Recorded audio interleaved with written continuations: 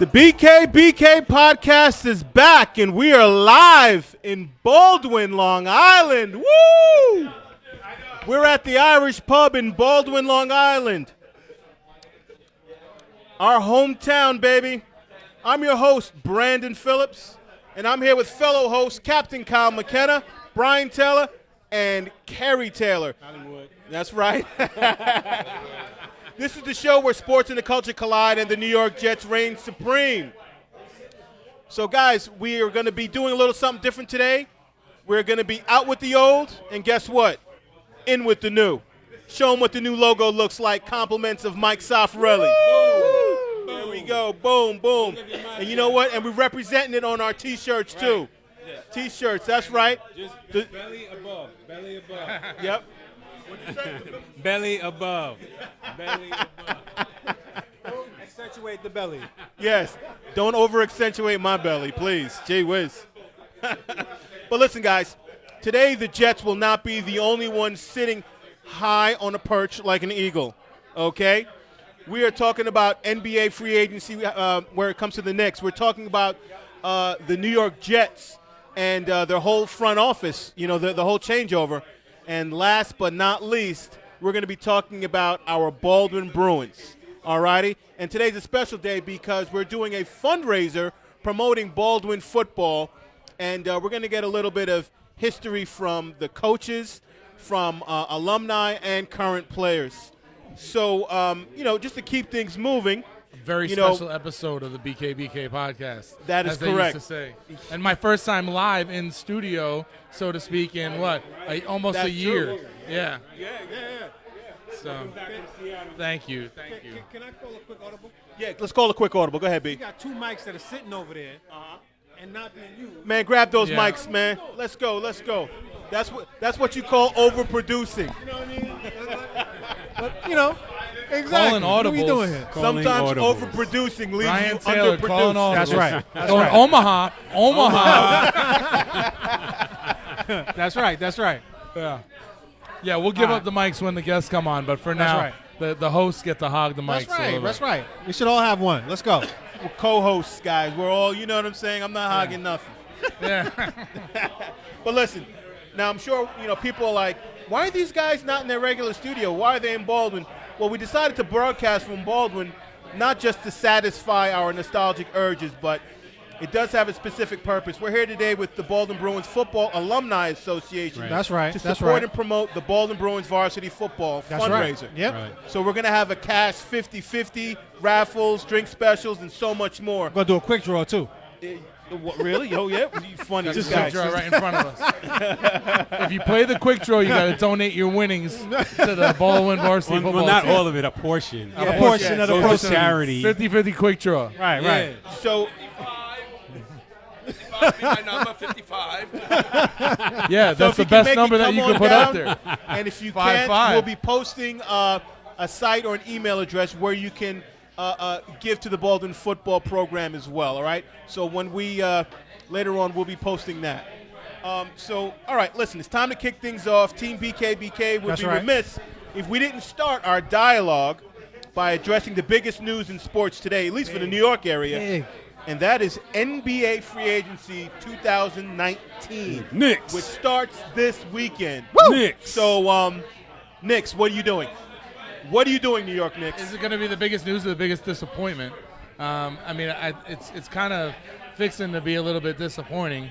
I don't know. I'm hearing be. this new news of Kawhi and Durant trying to play together. As per Wojciechowski. It doesn't sound like it's going to be in New York. but Really? It may be. I don't Why know. not? It could be. Well, they are a team that could sign both of them. Absolutely. So Absolutely. Why LA, not? LA would not be that. LA LA would Lakers not be that place. team.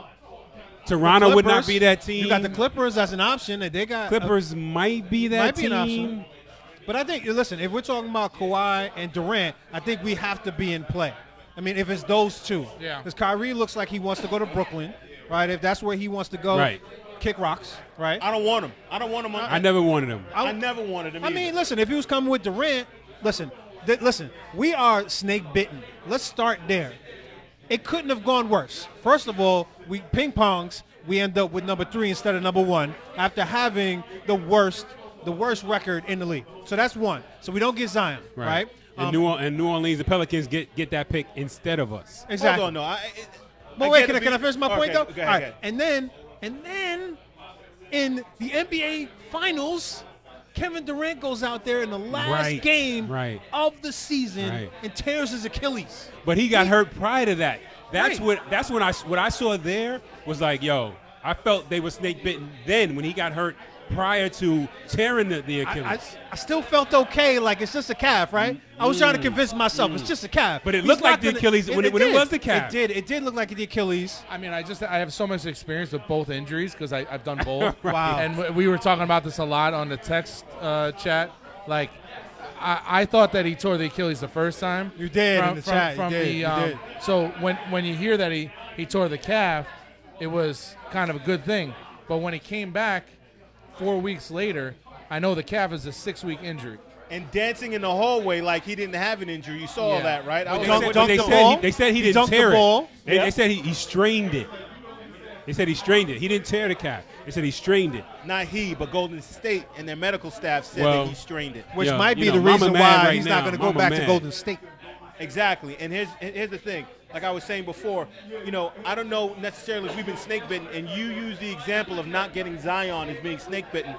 Now remember, before this college season started, R.J. Barrett was supposed to be the number one pick. Right. The perennial number one. Yep. So I don't know if he was snake number bitten. one. Now Zion exploded, and that's fantastic. I got love for him. I respect him.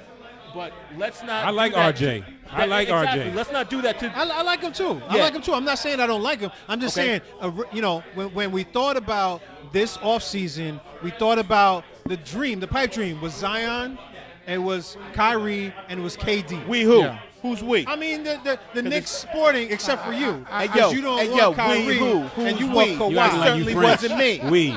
You acting like we French. I'm French, though. We. Merci, bonbons, and all that good stuff. I Good kind of stuff. agree with Brandon. Souffle. I got all of that. I kind of agree with Brandon, and looking at it a different way, I kind of feel like R.J. Barrett is like Darnold in that we never thought we would get Darnold, and he fell to us because things changed. Oh, except for Curry. Whereas You see somebody raise their hand except for Curry. yeah. Okay? But, I mean, the prognosticators didn't think that Darnold would still be there at 3. Absolutely. So Zion's Cue the Jets. meteoric rise, Cue the Giants. and I think it's solely deserved because I saw him do things, way beyond just being a power forward, throwing bounce passes half court, stuff like that. Right. He's a transcendent player, but at the same time, I think that I agree with Brandon, we may have gotten who would have been the number one player had he not been. And I think that our second pick, the Bazakis guy from Michigan, could be Gritty. sleeper of sleepers. Yeah. Coming off a year where we got Mitchell Robinson as a huge sleeper. Absolutely. And got some luck in the second Trier. round. So, we're things aren't so bad, but I would not like to see us have the money to sign 2 max guys and then not be able to do it because there isn't a guy that deserves the max. Well, here's the thing. What do we consider the max guys? Because I still think that we can set a solid foundation without signing max guys. And I know I'm probably the only one at the table that thinks so. No, I agree. Okay, I agree. Okay, good. If we sign the right players. And here are the right players coming up. I'm going to give it to you right now. Give it to all us. right? Give it to Here us. we go. That aren't Supermax. That are not super max. Okay, let's go. All right. Let's go. Kyrie Irving, you bring your little self over to Brooklyn. You know what that means? They're going to boot out D'Angelo Russell. D'Angelo Russell is an all-star. Well, he's a restricted free agent right now. I know that. But if they bring in Kyrie, they are most probably going to give him the boot and allow him to become an unrestricted free agent. That way, he's going to cost us money, but he's not a max. And we can get an all-star 24-year-old point guard. Let me finish now, right? All right. Boom. All right. Then we already have R.J. Barrett. Right. Why don't we investigate another 24-year-old who will be expensive but not a max? Julius Randle, power forward, averages 21.4 points a game and 8.7 rebounds a game, is only 24 years old, not a max guy. And he's a professional. And he's a professional. We have Robinson, all righty? And then maybe we can get, a Long Island native in Green, shooting guard, who can shoot the lights out of things. And maybe That can be who the was the last foundation. person? Green. I forget his first name. Danny Green. Yeah, Danny Green. He's from Babylon. So Danny he Green's went to not Long coming Island here Lutheran. because he wants to go for a championship, right? I mean, if you're a player at his stage, you're going to go for the minimum. It's not going to be him. But what I would say, no, he wants to get money. He wants a longer-term deal. I just read that. And we're not giving him that. I'm not giving you that. So this is what I would do. And everybody that I just mentioned, they're not guaranteed to come here. I'm just saying the New York Knicks need to make a focused attempt to do what I just said. Do it. Danny Green is your current version of a Bruce Bowen or a Chauncey Billups. Somebody that's going to come in, he's going to be able to hit the three ball, and he's going to be able to defend, and he's going to be a professional from the minute he walks in until the minute that he walks out. He's going to make other people more professional. He's like not a Danny defender. Green. He's not a defender. But you don't want to overpay for He's a somebody good like defender. that. No, Danny he's Green. not. You don't No, want he's to. not. No. So, but what I want to do is if Houston ends up Maybe not trying Bruce to Bowen. trade, right? Yeah. I like PJ Tucker. I like PJ Tucker. That's a D3 guy that you bring in maybe for a second-round pick who will teach the folks how to perimeter defend. He can shoot the three. Think about what he was doing. He was guarding Durant. He was guarding anybody from 2 to 4. He was guarding anybody out there. So you trade for somebody like that can teach the young folks that are already out there, the perimeter, like Knox and Barrett, how to defend on the perimeter. I think he would be definitely a nice glue guy that you bring in. What do we trade, though? Like a second-round pick. Oh, you're just talking about future Yeah, considerations? because Houston wants to get what's the dude that's on the Sixers right now? Jimmy Butler? Jimmy Butler. Butler, yeah, So they want to Butler. get Jimmy Butler. So again, there's a lot of dominoes that go into that. Houston also said that everybody was on the table 2 months ago, that they would trade their whole team. So listen, and you got Eric Gordon. So Except for Harden, maybe. PJ Tucker's contract is non-guaranteed in 2021. So if you want to get off of it, you can get off of it. Yeah. And you got Eric Gordon too. He's only on a 1-year deal next year. So if you're talking about short-term deals, guys that can actually move the needle this year, why not trade for them? Because they need to have cap space, you can probably get them for a second-round pick. And those are quality players on a playoff team. I just think we have to have realistic expectations about what next year is going to be for us. I mean, is next year going to be a playoff year, or is it going to be another step towards building a competitive team? Listen, we stunk for 20 years. We don't need to rush anything. We need to build a foundation. Right. Exactly. Right. I like the way the I agree. 76ers have done it by drafting and by making good trades. Toronto, the way that Toronto's done it, although Toronto's been competitive for quite a while, I would like to, as long as I feel like we're doing things the right way, I'm good with it. But I would not like to see us miss out on all the cap space that we've created. You know, I don't think we're going to miss out on all the cap space. And now you're saying doing things the right way.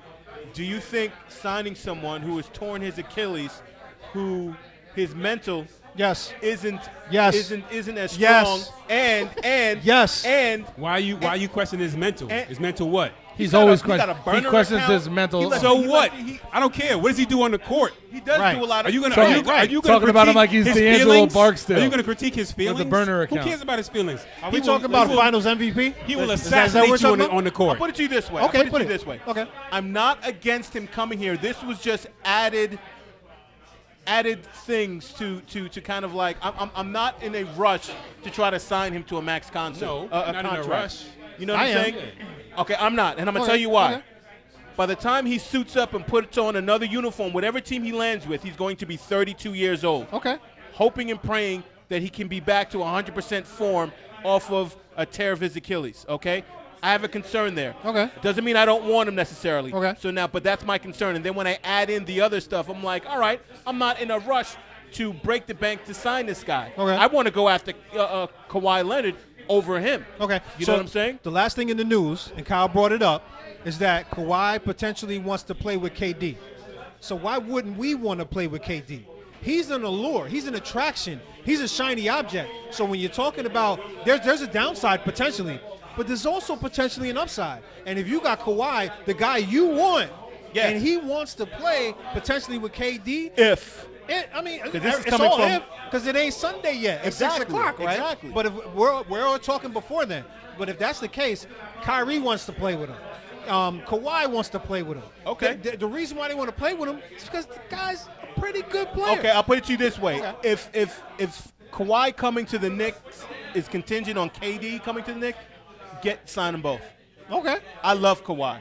And I love the fact that he keeps everybody guessing. And here's another thing: Kawhi said he's also willing to give the Knicks an interview. He's not willing to give everyone an interview. He's going to interview with the Raptors. He's going to interview with the Knicks, and he's also going to interview with the Lakers. I believe the Clippers. Lakers. He said Lakers too. Lakers. Yeah, he said And, Lakers. and Lakers. You know what I'm saying? Fine. But like all the rest of the 28 teams are not getting that opportunity. All right, so we They whittle it all down don't to that. have cap space either. I know they all don't have cap okay, space, but good. there are some that do.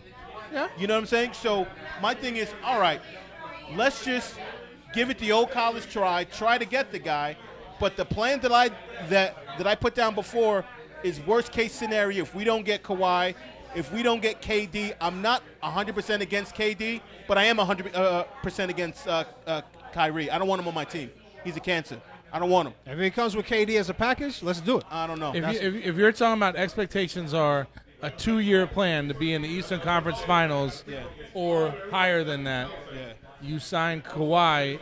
If KD is what is needed to sign Kawhi, then you do that, but you go in with those expectations that it's not next year, it's the year after. And I mean, we have been on that it's the next year of free agency thing for like 3 years now. You know, first it was LeBron. Can we get LeBron here? That didn't happen.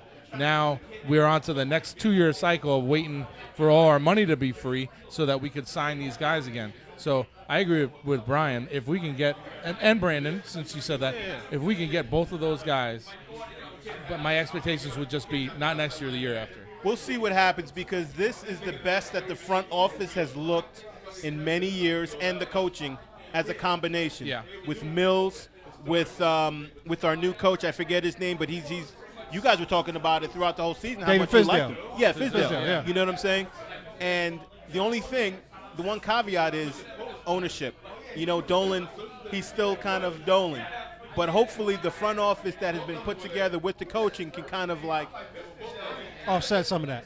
what's that? Offset some of it? Yes. Yeah. Offset some of it. The less we see Dolan, you know what? the better. What I didn't like, what I saw in the media was that Dolan was KD was with Charles Oakley, and I can just tell you that the conversation was probably, "You coming to the Knicks? No Let me bueno. tell you about these dudes."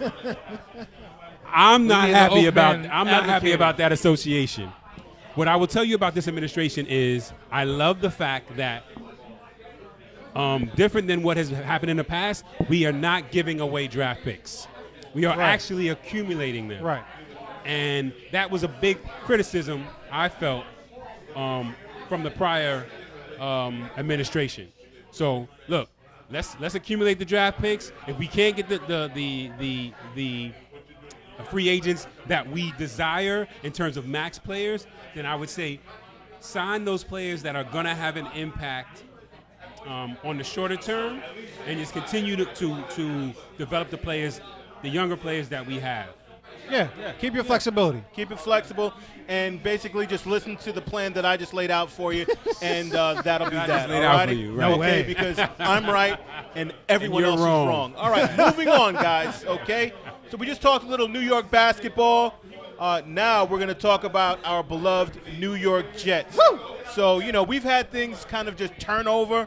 Not kind of, but a whole lot. The entire Jets front office has basically just turned over on itself, which is a good thing.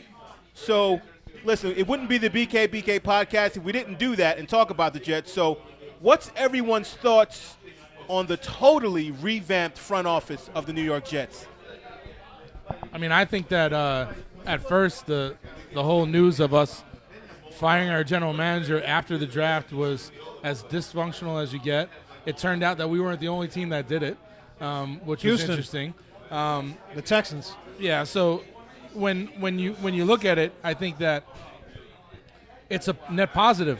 We got a better general manager than we did before, in my opinion. Somebody with a better track record, comes from the Ozzie Newsome stable of player personnel, Right. which is a proven positive method for building teams. especially teams that are going to play good defense, run the ball, which Adam Gase has been known for with the Miami teams, the good Miami teams, and the Denver offense. I think that you're bringing in Phil Savage as a consigliere type, very knowledgeable guy, been involved with the Senior Bowl, running the Senior Bowl for the last 4 years. You definitely upgraded there. So if we can get everything going in the right direction with the front office and go from here, I think we're going to be in pretty good shape. It seems like we at least have simpatico between the coach and the general manager for the first time in a long time. Yeah, I think when you fired McCagnon, you were all chips in the middle of the table for Adam Gase at that point in time. So if you're going to do that, then you have to hire somebody as a general manager that has a relationship with Adam Gase that they can actually get along and everybody pointing in the same direction. Right. And that's the problem with McCagnon and Gase. Immediately didn't get off on the right foot. I heard some of the things that were going on as far as during the draft and all of that. That was like, what are we like in junior high school? Like, he what's removed going on? himself from the draft room apparently. Yeah, Gase. it was kind of crazy. Yeah. But what prompts you to do that? You know, something really heavy has to prompt you to do that if you just got hired as the head coach. I mean, look at the draft picks that we made after our first round pick. Well, I don't know. I might have stepped out of the draft room too. right. I'm about to swing on this dude, right? I mean, you might have been like, if I don't get out of here, I'm about to lose my job. Right. I mean, the guy probably looked at the track record the same way we had and said, this guy hasn't drafted better past the first Right. round. How do you not at listen all. to me? Yeah. You know, you have no record to speak of. But the thing with Adam Gase is, the cool thing about Adam Gase is that when you talked about all these people that were possible GM candidates, there were a lot of names mentioned that were affiliated with him that were positive. You know, the Daniel Jeremiah, Joe Douglas. Yep. All these people had positive relationships with him. So it's not like Adam Gase has a bad track record with GMs. It just seems like he had a not so good relationship with McCagnon. And it doesn't sound like Bowles had a good relationship with McCagnon either when it comes down to it. So who knows? Yeah. I think it's a net positive for sure. I'm hearing a lot of people talk really good things about our new Joe Douglas? about our new general manager, Joe Douglas, and also the people that he hired to be around him and with him. Yep. DaCosta, who is the general manager for the Ravens, and he came in under what's his name? Ozzie Newsome? Ozzie Newsome, Yeah. a fantastic general manager, came in under him and is just speaking so incredibly highly of Joe Douglas. So and his ability to evaluate talent, his ability to manage people. So I'm very, very encouraged with him and the people that he's hired, because everyone across the board is speaking just highly about the entire front office, which I happen to it just encourages me, especially since we had to fire McCagnon. When was it? In late May, you know? And that's my only issue. Yeah. You should have fired him with Bowles, and we talked about that ad nauseum, you know. But if you get it right now, I guess it is what it is. But you know what it does? And I agree with you. But here, if you want to look at the positive side of things, I want to. everything is already set. So our guy, Joe Douglas, can now get in and settle into his position without all of this just being under all this duress. So my only retort to that is that you had a number 3 pick, and you had all of this money to spend, and it's all spent, and the pick is already made. So if you really like a different general manager, don't you give him the keys to do all of that? That's transformational. I agree. In your team, instead of having the old guy that you're about to fire do that. That's I was just putting a positive ownership. spin on it. That's about ownership, and that's about having a freshman owner who is in charge of those decision-making. Agreed. That decision-making process, right? So he was unsure of what to do, you know, and I think a large part of a successful organization starts with the ownership. You know, Of you course. got to make the correct hires. You Yeah. got to know when to pull the plug. And I just think that he wasn't ready to do it. Purely speculating here, I think that they wanted Joe Douglas before the draft. I don't think that Joe Douglas was ready to say yes. Yes to them. I right. think that once they were able to sweeten the pot to the point, or he may have said, I'm in with the Eagles for this draft. And as soon as I'm done with this draft, then we can talk. And that might have been the dialogue that went on between them. Because from what I hear, it was Joe Douglas or nobody. So they wouldn't have fired McCagnon. They would have waited till the end of the year unless they had the chance to get Joe Right. Douglas. So I don't know. We're never going to know the answer We're to not. that. We're never So going to know, but yeah. maybe when they come out with the unreleased memoirs of After we win the Super Bowl, and they're like, "Hey, this is how the we got Johnson here." family memoirs inside the helmet. Right. Something like that.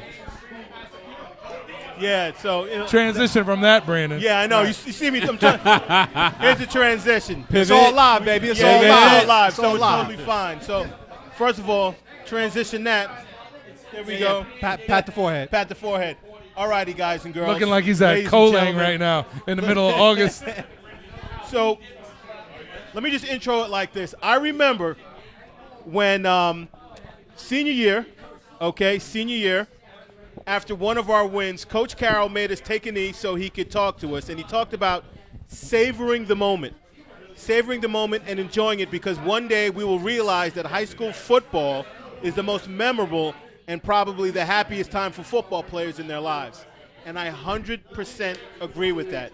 After the fact, because back then I'm like, I'm going to go and play college, I don't know what he's talking about, But then when you sit back and think about it as a grown man, we wouldn't be doing this right now if we didn't have a foundational love of what we experienced and what you Absolutely. were talking about. So, ladies and gentlemen, representing Baldwin football, let me introduce to you Coach Stephen Carroll, of the Baldwin Bruins, all righty, and Coach Rich Carroll, representing the Baldwin Bruins, who was nicknamed the Wizard after we left, which I love. I love that, defensive coordinator, and they're brothers. And you can't talk Baldwin Bruins without talking about these two gentlemen. So welcome to the show.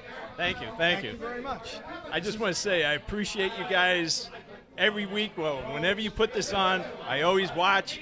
I always get a big kick out of it. I love seeing you guys. I love seeing guys in town. I love it when you guys come back. Oh, wow. And it's tradition, and it's great. And I thank you for what you guys did for us. Thank you, Thanks, Coach. Coach. It comes easy. It's out of love, We're feeling all the nostalgia. Well, hey, what you talked about, and to this day, I still try to explain to the kids at the beginning of every season, this is going to be your most important time to remember. And the problem is like you said, when you're 17 years old, that's the last thing you're thinking about. And I'm sure you hear it, but I get so many kids come back and says, it was the most important part and the most enjoyable time, and I'm still tight with all the guys on the team, which obviously 91, 88, all the different teams that are here. But you can remember all the kids on your high school team. I mean, I'm sure you keep in touch with some of the college guys, but I can remember kids on my high school team very well. I mean, my brother-in-law and I were the two captains of the football team back in 1977. So I was looking at Kerry's yearbook last night, and you're looking at the JV picture and the freshman picture, and I played with half the people that were in that freshman, like the Joey Oreos and and the Keith O'Donnells and those guys, Homer Nice Clare. guy. Yeah. So and Joey Oreo had the same smile that he always had. He's the tallest guy in the picture, and he got the smile up there. But you look at it. And to Joe Iorio, Keith Alexander. Keith Alexander and John, those are the two DMs. Keith Alexander used to yell at me all the time. When he kicked that ball and went out of bounds, I go, "What are you doing, Keith?" He'd look at me and go, "Don't you even look at me." I was afraid of him at one point. Joey Oreo was the Keith Alexander as Billy Comber was the John Hodges. What? As Billy Comber was the John Hodges. Comber, yeah. That's getting deep right now. Before we get that deep, let's go for the uninitiated, Coach Carroll. History of Baldwin football. You were probably one of the most learned of historians in bowling football. I know that you're putting together a book that's coming out of pictures throughout the history of bowling football. When did bowling football start, and how long has what's some of the history of bowling football? All right, well, the bowling football team started in 1921, and at that time they were called the Golden Wave. They were using it because of the South Shore, Long Island, and they were trying to have a play on and everything. And in the 20s, it was like a startup program, and what's interesting is the managers used to make the football schedules. So just like be saying, get Joey Salonica, go make our schedule and pick who we're going to have for our opening game. And you always had to play Freeport the last game of the season. Flex would have made our schedule? Yeah, we'd be playing in Canada every weekend. Chris Metzler and Flex would have made our schedule. Flex. Yes. That's cool. That's cool. But when the 30s came around, that's when Baldwin football became actually a national powerhouse. In the 30s, they won 4 county championships, and then Frank Zachman and Jerry McHugh were the 2 most notable guys. But at one point, we played Petersburg, Virginia. The newspaper matched up Baldwin and Petersburg, Virginia, the Southern champ, in a football game. And the local newspaper, the Daily Review-Star, traveled the football team down to Virginia to play them for this game. Baldwin won the first game of that matchup. 2 weeks later, Baldwin played, okay, you ready for this? Mexico City. What? It was a junior college that was starting football, and they did like a barnstorming tour, and Baldwin was one of the teams that were playing. And because they had so many people, they had to play it at Freeport Stadium. Back then, Freeport Stadium was the biggest stadium on the island. But interestingly enough, and Baldwin beat them 32-12, and the 12 points were scored basically out of the generosity of the Golden Wave, because they came all this way. They didn't want to embarrass them. But interestingly enough, the fields were, the first field was Starshell Field, which was across the street from Milburn School. That was an open field. Then they went to Steele School. They went from Steele School from like 1928 to 1939. Now, the average attendance at the games back when they would play Freeport, Lawrence, Hempstead would be 10,000 people at these games. They said you couldn't get a parking spot within 2 miles of the fields. It's amazing. And then they moved up to Lenox School, which at the time was called Gardner's Field, and they played there until probably the late 50s, and then Baldwin High School, where it sits right now, was a golf and country club. Baldwin High School was a golf course originally, and the town bought the golf course, and if you think about it, like Brookside School looks like it's on a tee box and everything around. That's where I went. I went to Brookside. Right. Yeah. And then that's where Baldwin has been ever since. So I would say 1958, they came to Baldwin, and we've been there since. I think we still have the same grass there. I think we still have, we still have the same goalposts. Some of the same grass. We got a new press box, but We're taking donations. And we need all that. donations. Every year I take my track guys over to Brookside in the winter to work out right before, because we're not allowed in the school during midterms. Yeah. So we always go down the hall and check out all the pictures. Looking good back then. There's pictures? Oh yeah, they got class pictures of everybody that graduated. Wow. So I was president of Brookside School back in 19 None of Your Business. Really, dude? Really? Are we going there? Are we going there, really? yeah, why not? Shout it out. Who was the other person that was going against you? I defeated. Alita Campbell? No. Her husband, Matt Barnhart. Matt Barnhart. I beat Matt Barnhart in the election, and Kenny Martone was my campaign manager. There you go. And Kenny Martone made campaign buttons for me. You want to hear it? Don't vote at random. Vote for Brandon. nice. Come on. Yeah, I'm going to talk to the camera on this one. How many times do you think I've heard that? once or twice. All right. Maybe 4 in the last 30 days. Give me that mic back. Back to you. So I think this is a good way to transition into the next thing. Coach, that was great history. I knew nothing about that. That was fantastic. Yeah, that was awesome. So we have a question here. Yeah, he knows it's coming. And, listen, I'm not saying that I need to be on there because I know I'm not on there, even though I'm a Hall of Famer. I'll take it. I got my trophy at home. There you go. Yes, we do. We got 2 Hall of Famers right here. But, coaches, if we had to make a Mount Rushmore of the best Baldwin players, now, Kyle, we can go by, I don't know, I'm thinking about it by era or whatever, but if we could do like a Mount Rushmore of the best players, football players in Baldwin history, and for whatever reason, I want to know. I definitely think that you got to consider the era that they played in, whether they were an Iron Man playing both ways. I think that's a big thing to consider, and also whether they like they would stand the test of time, like they would have been good in any era.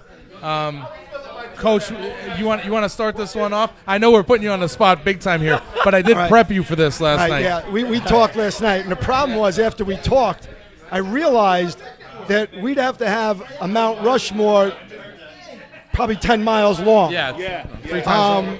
And the funny thing is, even when you pick guys, there are other guys that you could always come up with. Now, as we were saying earlier, if we're talking since the 70s, it's a little easier because, perfect example, if we were going pre-70s, you go down the line, you have Jerry McHugh, Frank Zachman, you have Bob Reefschneider, okay? I knew Bob Reefschneider's name was going to come up. You have Tommy, Thorpe Award winner, Maxwell the Campbell Trophy, right? He won the Maxwell Trophy. Maxwell. Two position All-American at the Naval Academy. He made it at center and tackle, and he's in the College Football Hall of Fame, the Nassau Hall of Fame, the Suffolk Hall of Fame.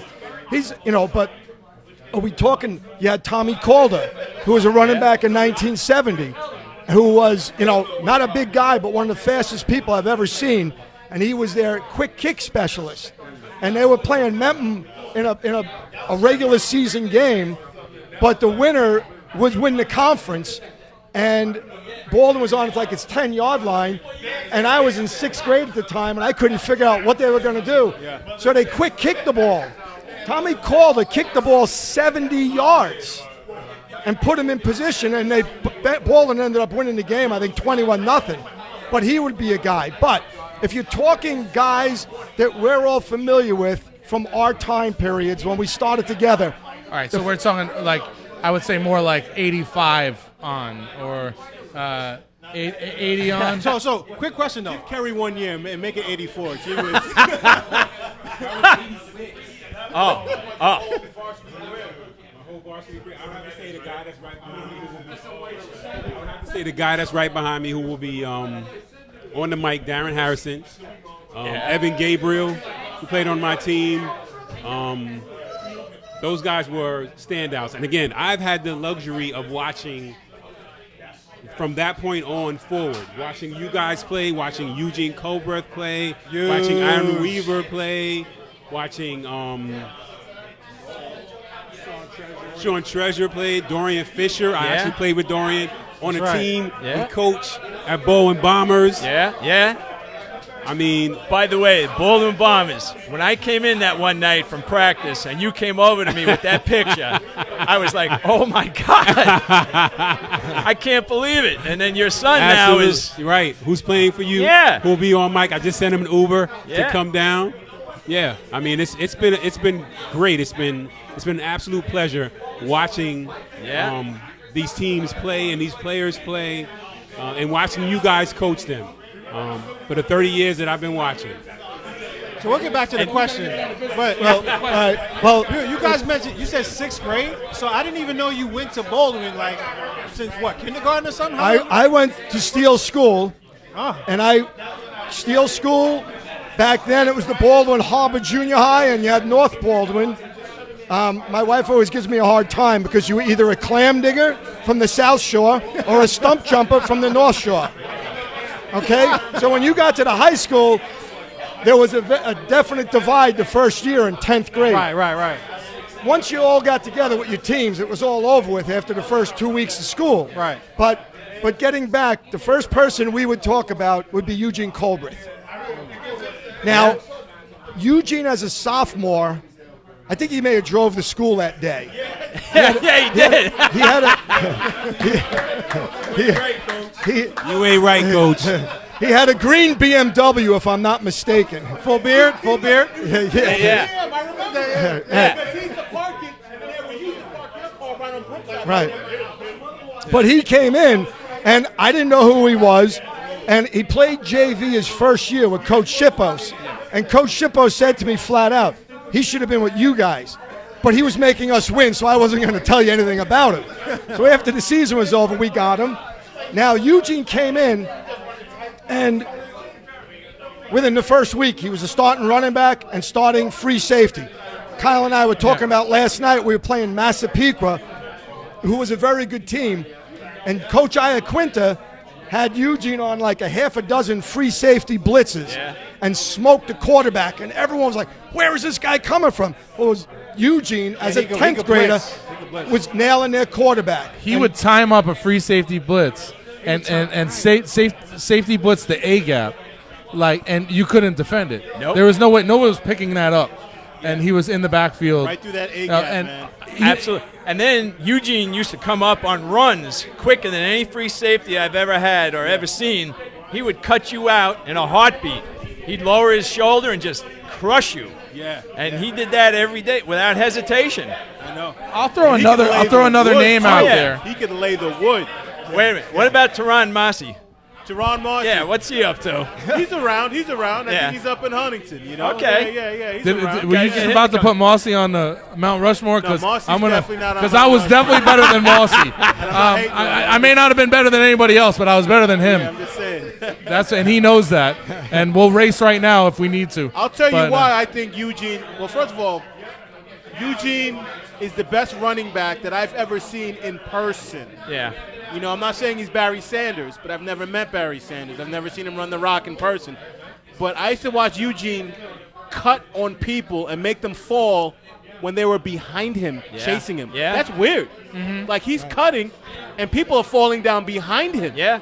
So he's cutting on people behind him. I'm just like, this guy's vision is absolutely ridiculous. I think you're talking And he'll about like put the shoulder Plainview down. game. Like some of those runs in the Plainview game where guys don't know which way to turn. Yeah. And he's kind of like feinting them I one think way. he ran and- for like over 200, 210. He was a tough guy to block for, yeah.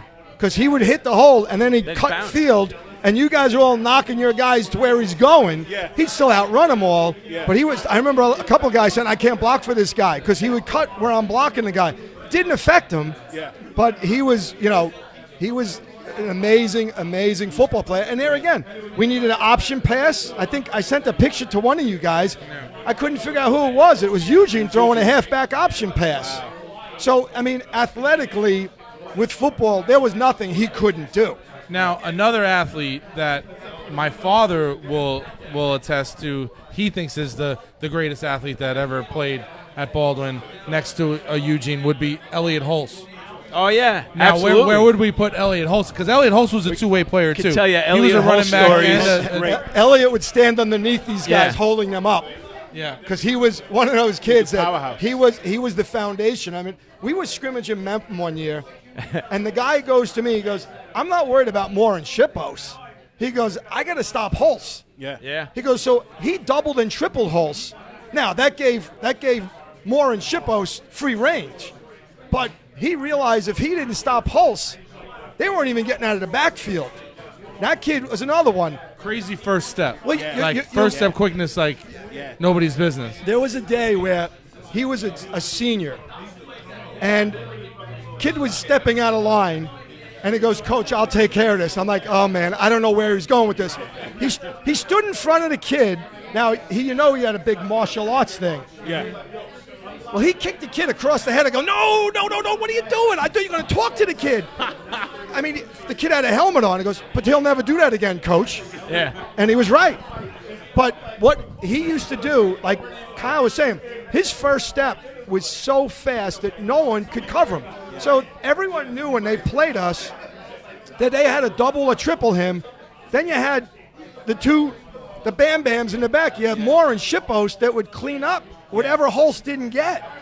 And let me tell you, defensively, that was a brutal defense, and we had decent outside linebackers. One day we did play Memphis in a regular season game, and we were losing. We come out. It was actually it was the fourth quarter. We're driving the ball down. Kevin Shippos had left the game because of dehydration, so we're down on the goal line. We're going for 2, and Elliott goes, "Just go behind me and Bolden." Or me and who, I forget who it was, but he goes, Baldwin. "Just go behind us. We won't let you down." Sure enough, he just blew the kid right out. Him and Anthony just blew the kid out. We win by a point.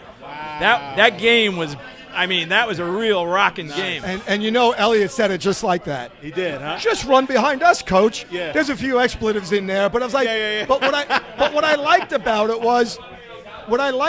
was they took ownership of it. Yeah. You guys all did that when you played. They took ownership of something, and you know what? I will never go against a kid that says, "Give me the ball," or "Let me block," because you got it. Yeah. So they took ownership, and he did it, and it worked. I think also with the two guys we're talking about too, they had good defenses around them. Like Tehran was a great linebacker. We had great defensive ends on Eugene's teams. We had Homer Clare. He played was a linebacker back then. Keith O'Donnell. A lot of good guys around those guys, and like you said, Moore, Gormson, Shippos. Those guys were all on the team with Elliott. So he had good core around him. Both of those guys. So it was always. It gives the opportunity for people to shine, especially when you can't focus on one person. Sometimes those good players will get lost when there's no good players around them because they can kind of be taken out, like the Bill Belichick method. We'll take out your best thing, so you can't do it. Well, and they both were benefited by that. What I have found over the years is you know how good a player is when the next guy up isn't that good. And what do I mean? Kyle and I are playing football. I'm a senior. He's a junior. I'm making all the tackles. All right? I'm making all the tackles because he's doing all the dirty work. Okay? And you find that out a year later, unfortunately. You say to yourself, "Oh, no, this guy's great." But you're not paying attention to the guy that's doing all the work. Now, all of a sudden, when you're put in that spot, it's a whole different world.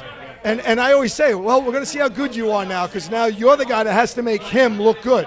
Right. And people don't understand that. They're like, "Well, no, he's great." I go, "Yes, but he'll be great. And if he's great, then I know you're really a good football player." And people look at me like there's something wrong with me. But over the years, we found a lot of really talented kids because they did all the dirty work, behind the scenes stuff. Yeah. Now, along the Elliott Hulse, we were talking about defensive backs that came up extremely hard. We had a young man by the name of Sean Treasure. Yes. Who was a treasure.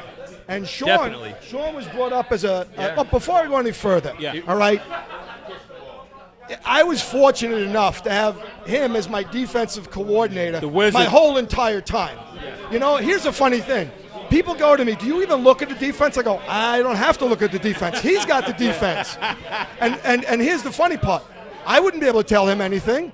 Meaning, what am I going to tell him? He knows it. Right. And over the years, we won so many games because of our defense. So I'm one of those guys, I've been so blessed for my 33 years. I don't say a word on defense. Yeah. People go, "You're going to say that?" What am I going to say? He's the defensive guy. Rich says an awful lot, though, especially when he gets fired up.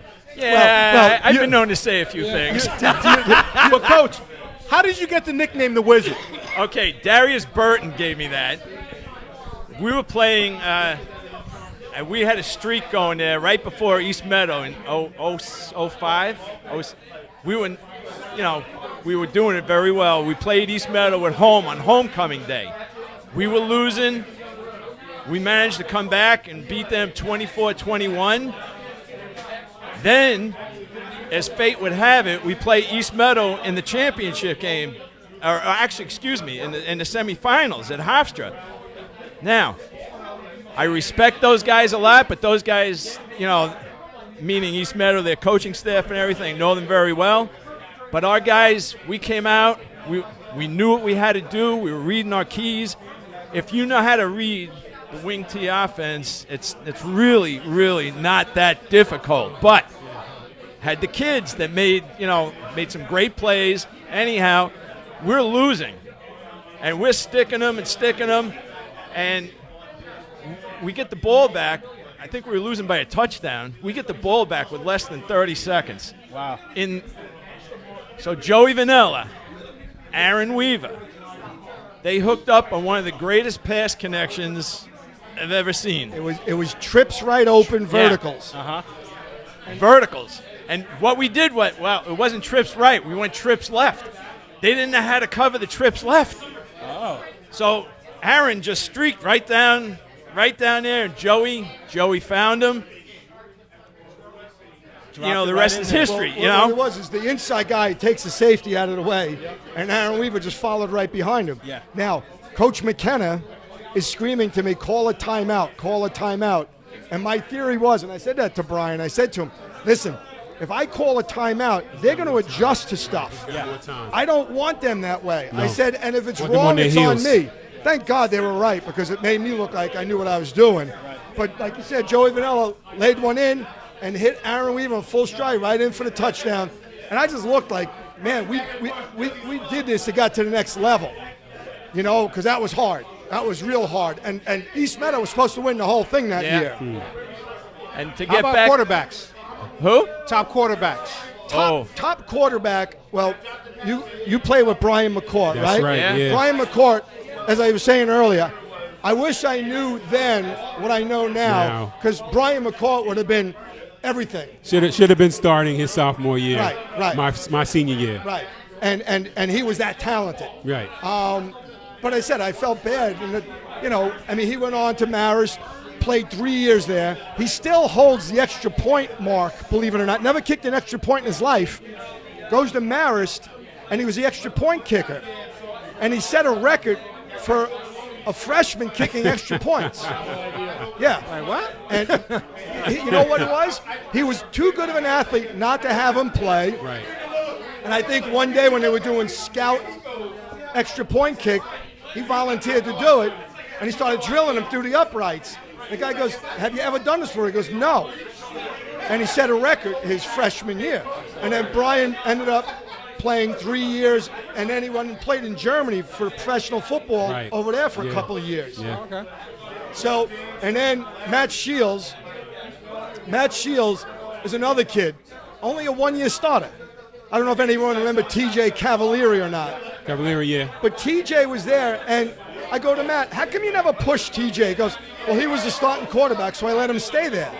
Matt Shields goes in and sets a passing season record for yards. It was all Long Island, got a full scholarship, or whatever they did, to Lehigh, and finished and had he did well. Matt Shields, if I'm not mistaken, comes from like a family of like 10, right? They had that huge house on Grand Avenue, that the big white house, and the sister I think played volleyball with my sister. Real athletic family, and he was like the youngest one. Yes. Yeah. So he came up with Leroy Roberts to camp the last year that I was a coach at Baldwin. I don't remember what it was. His 8th grade year. Yeah. Talk about like the epitome of an 8th grader running around, with their hand in everything, annoying people, all that stuff. This little somebody tell this kid to stop, and then he turns out to be one of the best quarterbacks. But he always had that swagger in which nothing was really fazing him that much. So he kind of as he matured, that nothing phases me little kid attitude translated to this. I'm just gonna sling the rock. Tell me where to throw it, and I'm gonna get it there. And it really probably the most prolific passing year you ever had. Absolutely. Yeah. And and a county championship. We probably had, no exaggeration, 50 different pass plays, 20 different formations. And just a sidebar, his main receiver, Anthony Gallardi, just got the head lacrosse job at Stony Brook University this week. Yep. But he was amazing. Now, him and Anthony during the summer would work out together. You go to the high school, they'd just be throwing passes. So in a game, when you really needed to get something done, they kind of looked at him and said, look, can you and Anthony just hook up right here? He goes, no problem. And they did. Yeah. I know one time we were playing Lawrence in the first half, we were getting smoked. And he said to me after the game, he goes, Coach, I was just going to walk off the field and go home at halftime. I go, what? He goes, we were getting killed. And he came out second half and threw for like 350 yards. We didn't win the game, but it was a very impressive thing because we started coming back. I think it ended up 24-14. Gotcha. But we were coming back in the game, and that's when he got his game on. Gotcha. So it was amazing. So speaking of game on, I just want to just keep things going forward. 2019 Baldwin Bruins varsity football. Coaches, what is it looking like? What's the projection? Or if it's too early to project, talk me through the team, how it's composed right now. What can we look forward to? Well, right now, it's our kids want us to throw the ball all over the field. I would love to do that. We are right now in the process of trying to figure out who's going to be the guy throwing the football. That's going to be a big factor. Wait, hold on. You're in the process now of saying what? Of who's going to throw the football around? I don't know what to tell you. Yeah, he just walked in. He just walked in, huh? My son, yeah. So Should be throwing the ball around. that's definitely an issue right now. Yeah. But we start our summer workouts on the 8th. We did it. We had a nice spring. We have kids for every position. Some of them are significantly good football players. Some of them are beginners. It's going to be what we do on July 8th until August 19th. Right. Now, Kyle is still going to share some RPOs with me. We have some other stuff that we're working on. Like when we were doing our spring ball, we threw a couple of new plays out there. And you know what's interesting about football? The person with the chalk last usually wins the battle. Okay? But we were getting some nice plays going in our spring practices, and the kids are understanding it. It's now a matter of come July 8th that we have our 11 offensive guys, our 11 defensive guys, and we start working on special teams right away. The outlook, we like to be in the playoffs.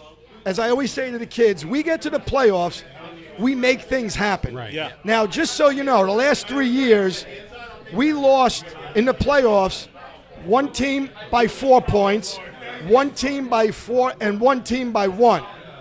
And previously in the regular season, we lost 36-0, 40-0, 38-0. So when we get back there, we have an uncanny way, the wizard on the defense, the offensive kids that we know what we can do, and it works. The frustrating part is I don't know why we can't get it to go earlier. Right. You guys all played on our system. Our kids in the first 2 weeks of the season, there's no difference between a cover 3 and a man. Right. Which we know there's a huge difference between a cover 3 and a man. Okay? Because anytime they see a guy take that inside hard That's not my slant, zone. That's not my zone. That's not my zone. right. Yeah. That's not mine. Anytime you get that hard slant and you see the wheel coming out the back, you look and say, like, what just happened? Yeah. And the kid goes, that's not my man. I go, we're not in man right now. That's the funny part. So it takes us a little bit of a learning curve. Yeah. Now, we will be starting that on July 8th. We started it the week before Memorial Day. We did our spring ball, and we try and explain to them, zone man, zone man. Sometimes it's quarter, half. Sometimes it's whatever. And they have to be focused enough. Now, that all comes with one word, is experience. Yeah. Now, we will be doing probably, what about, eight passing scrimmages At this least, yeah. summer. And we try to get as much, and we go against teams we know they're going to throw the ball. And they do. So if a mistake happens, you go to the guy, hey, no big deal, but learn from it. Right. Right. And I don't mind if that night you get burnt every time, as long as you're learning from why you're getting burnt, or knowing the difference between a squat corner and an off corner, or what kind of defense we're running, but you could touch base on. I think one of the things, like when we did play Oceanside during the regular season, these guys are almost mesmerized by the way they're going left and right, cutting across, instead of actually doing what they were told to do during the week at that point. Once they realize that they can play with these guys, because, let's face it, they get built up in the paper and on Channel 12 and whatever else that they're super. They're not. They're just regular guys like everybody else. And the minute you realize that you can physically compete with these guys and you understand, once they start to absorb what's going on and they learn it, and I think that bears out in the last 2 playoff games that we had against them. And sometimes when they see one or two of their teammates or friends being able to execute it, Right. and that's a friend that they've known since Brookside School or from Steele. It's like, I know this guy. Yeah. And if he can do it, I can do it. And that kind of gives you the motivation to Absolutely. be like, okay. Sometimes it happens that way too. Yeah, because sometimes guys are like shell-shocked when they get out there, and especially it's going to happen this year when we play Massapequa because he has a lot of guys coming back. We're going to be very green and, with the line and in the linebacker spots. Yeah. So what's going to happen is they're going to come out and they're going to try and push us, and eventually someone's going to stand up and say, enough is enough. Let's do what we were taught and just let's play ball. And we've got a fellow Baldwin Bruin, coaching Massapequa. Don't worry, Shippos, we love you, baby. And he watches. I talked to Kevin. I talked to Kevin. You spoke to him? And he watches. Well, Talk to him at length. One thing about Kevin Shippos, the body of work that he did for the Baldwin football team was unbelievable. 4 years. Yeah. Punter, kicker, linebacker, fullback. Yeah. Right. 4 years. Yeah. There were days where he had no business being on the field. He was hurt. He wouldn't miss. He would get annoyed at us if we wouldn't give him the ball or make the tackles. But To further that point, his senior year, Brandon Moore had left after the Freeport game for shoulder surgery. So, and Bobby Gormson had gotten hurt, I think. Danny Ryan was starting. Yeah. And here's Kevin, our only back. He's not a breakaway guy, by no means. But we lost to Freeport that day 6-3. Then we go and play Uniondale the next week, and we lost to them 6-0. And within 2 weeks, we gave up 12 points, but we only scored 3, and that was all because of what Kevin did. Kevin was both sides of the ball, was an Iron Man, which I'm going to say this year, more than ever, we're going to have Iron Man football because a lot of these guys are going to have to be able to go both ways. And that's Shippo's name in the town of Baldwin. Yeah. Forget about it. Yeah. I was coached by Coach Shippos, and I will tell you my first memories of Kevin was when he was like 4 years old, and he used to come to camp with us, and he would participate in everything at 4 years old. Yeah. So that was just a sign of things to come. Yeah. Yep. So, guys, everyone, this has been fantastic. I had to lead off the Baldwin talk with the coaches. Coach Carroll's plural. Guys, we love you. We respect you. And honestly, from a personal standpoint, you guys have made a huge impact on my life. If I could push out a tear right now just to show, you know what I mean, I would do it, but why not? Come on. He's going to step on my foot so I can tear up. But you guys have meant a lot to me.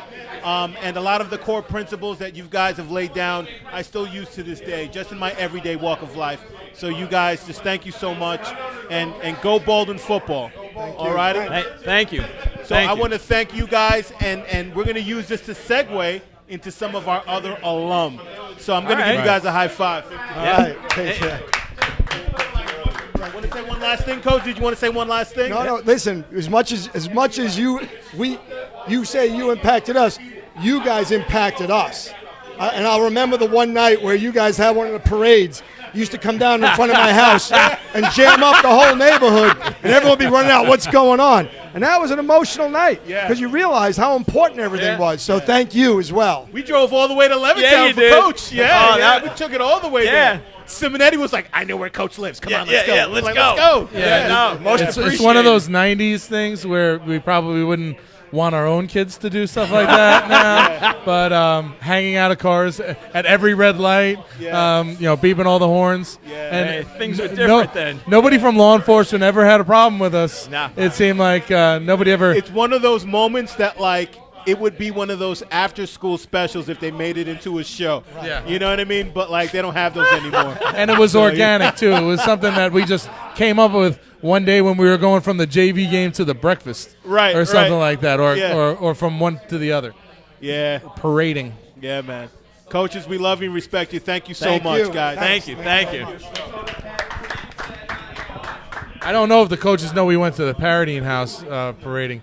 That was a whole nother story. Shout out to Keith Paradine.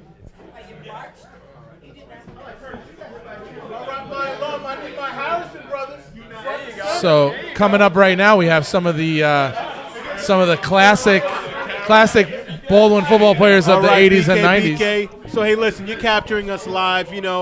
Listen, if this was a stage show, we'd have a smoother transition, but it's all good and all love over here. Baldwin football. Yeah, we don't have the commercials to pay for the segues. You know what I mean? So we're just going to seat our people in now. All right? Guys, loudly, Mike, and then Kyle.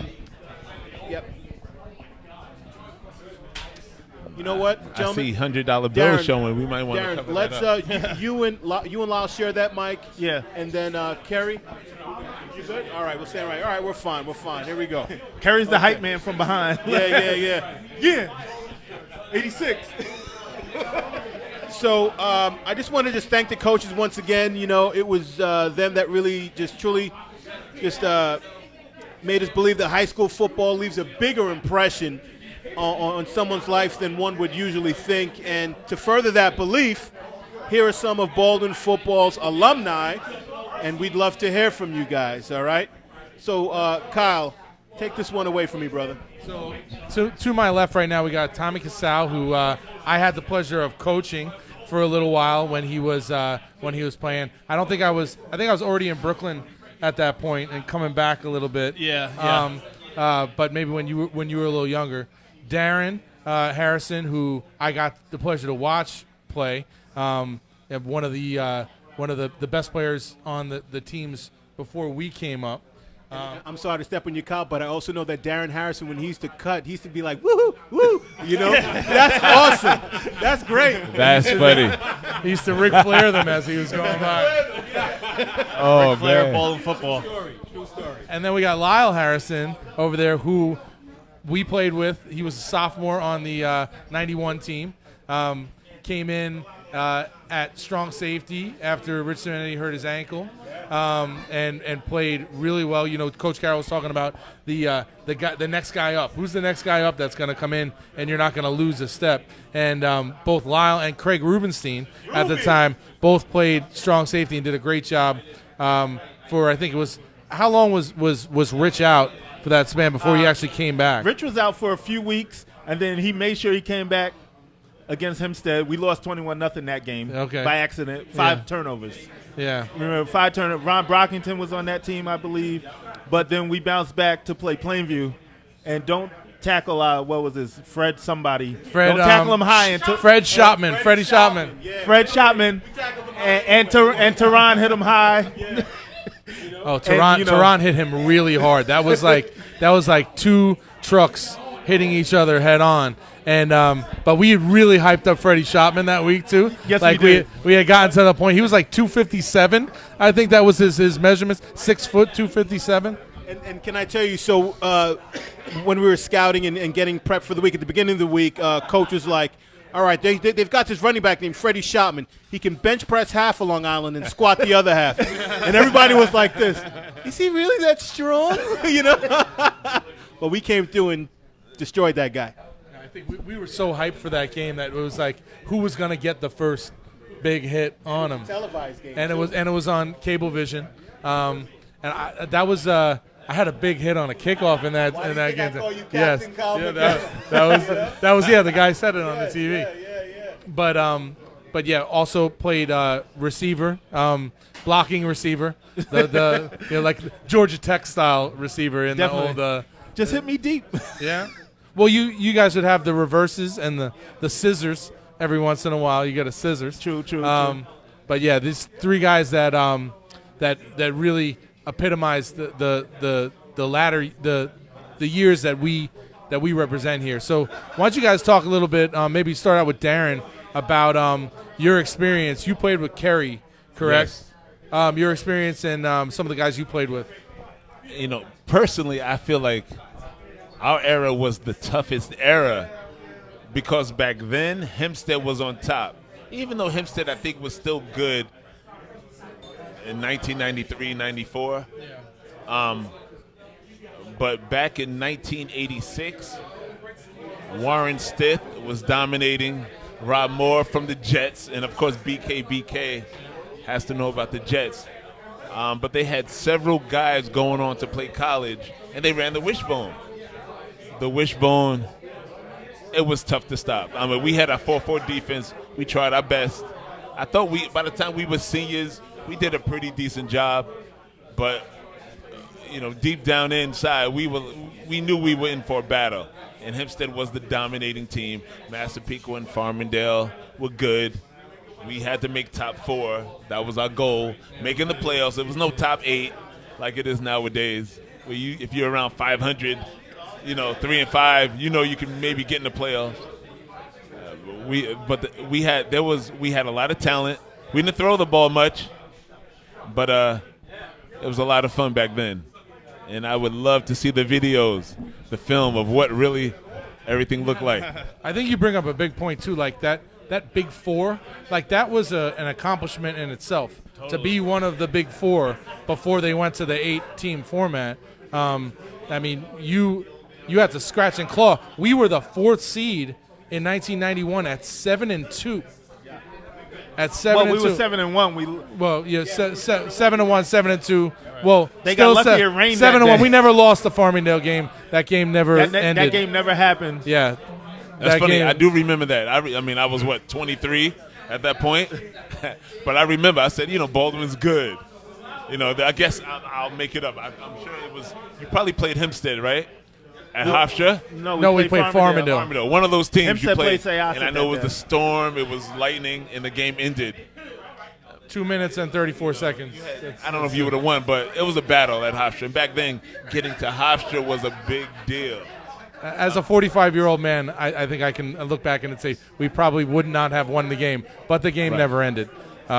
They canceled it. Yeah, that's true, right? Maybe. I don't know. But we won. I think we just missed playing Hempstead by a fraction of a point, the way that they ranked it, and that's who I really wanted. I wanted Hempstead bad. We wanted them back. We wanted them bad. Remember what happened? Yeah, we remember what happened. We won Saturday at Massapequa. We went to Massapequa's field and beat them. Yep. We come back. The PowerPoints come back early. Coach said, we won. We got practice Sunday morning. Yep. And then we found out, we're playing Farmingdale. Yep. That was the team we didn't see. You like Canute Curtis? Right. Yep. You're like, oh, man. Yeah. And we didn't know that much about them because we never played them in the regular season. And I remember – right, and I remember during the televised game the week before, remember on TV we called out Hempstead. Yeah. We were like, we waiting for you, Hempstead, because we thought that we were going to get them. And I wanted them bad. Everybody wanted them, you know what I'm saying? But it just didn't happen. Yeah. And I think that if we met them at Hofstra, we would have beat them, and we would have been more geared up to be able to tackle on Farmingdale. Now, do you remember what you said on the bus ride to Hofstra? What I said? Playoff game. Come on, you the most hilarious dude out there. Let's be real. We're driving down Brookside, turns into Uniondale Avenue. You know the little elementary school across from Hofstra. Right before you get to Hofstra, Brandon goes, look, guys, that's where we're playing. There's no lights at the elementary school. All of a sudden. I said that? All of a sudden, before we make the left, everybody had that little chuckle. Sounds like you. Everybody had that little chuckle, and it was like, oh, we ready to play now because Brendan's joking. We ready to. This is what we did all season long. Whether we went upstate to go to camp, Brandon singing Tehran's Mad. Funny, right? We knew Brandon was ready to play. He's in the trenches. He's ready to play. Then we're gonna be ready to play. And what happens when we pull up? We saw Syosset was down about 5 points to Hempstead. Yeah. And Coach Clemens goes, I think it's about the underdogs today, basically. And we played hard. Yeah. We always played hard, but we played hard because everybody thought the number 1 team in the state was just gonna run us over. Yep. It didn't happen. Yep. Yeah, man. That's one of the memories because as a sophomore that year, you got to look to the leaders. Right. What we gonna do today? Yep. Folks, what we gonna do today? When he made that joke, it was like, okay. It's a football game. It's a football game just like we were playing Long Beach or Hicksville. Yeah, I guess I guess I kept it regular, like the usual way that we do things, even though we're going into a new environment. Yep. And none of us had made it to the playoffs in our football careers at Baldwin at Yep. that point. So it was like, all right, you know, it's probably not a solemn ride, but like a very focused and like, you know, you're on that bus and you're like this, and all of a sudden it's like, hey guys. We didn't have a winning record into our senior year, right? No, we didn't. No, we were 5-3. Junior year? Okay. No. We were 3-5. 3 and 5. 3 and 5.